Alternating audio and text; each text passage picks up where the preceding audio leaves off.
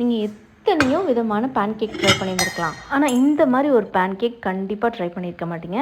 இந்த பேன்கேக் வந்து எங்கள் ஊர் ட்ரெடிஷ்னல் ரெசிபினே சொல்லலாம். இது வந்து நான் பேன்கேக்குன்னு சொல்கிறேன், ஆனால் இதுக்கு பேர் வந்து பொந்தடை.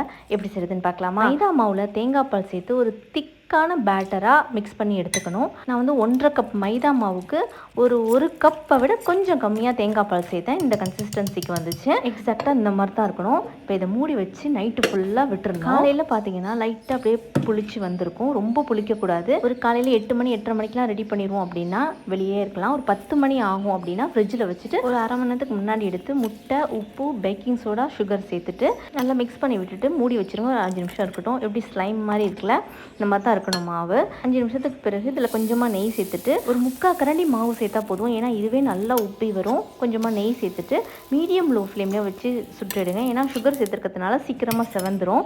சுகர் வந்து நம்மளோட இஷ்டம் தான். நீங்கள் எதுவுமே கிரேவி தொடாமல் சாப்பிட போகிறோம் அப்படின்னா இந்த சுகர் இதுக்கு கரெக்டாக இருக்கும். இல்லை கிரேவி தொட்டு சாப்பிட போகிறோன்னா இன்னும் கொஞ்சம் சுகர் கூட கம்மி பண்ணிக்கலாம். எனக்கு இந்த மாதிரி சாப்பிட தான் பிடிக்கும். நீங்கள் ட்ரை பண்ணிவிட்டு எப்படி இருந்துச்சுன்னு சொல்லுங்கள். நல்ல சாஃப்ட் அண்ட் ஸ்பாஞ்சியாக இருக்கும். ட்ரை பண்ணால் கமெண்ட் பண்ணுங்கள்.